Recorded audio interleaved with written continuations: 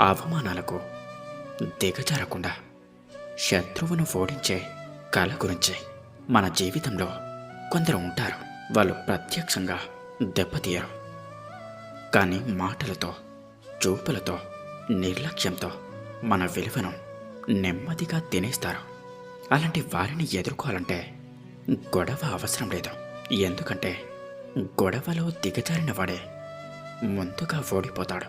ఇప్పుడు ఈ 10 మార్గాలు శాంతిగా, తెలివిగా, గౌరవంగా గెలవాలి అనుకునే వాళ్ళ కోసం.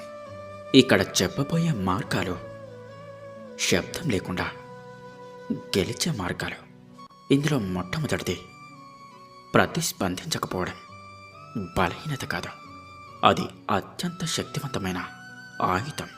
నీ మాటలకు మాటలు రావాలని, నీ కోపం బయటపడాలని నువ్వు చెలరే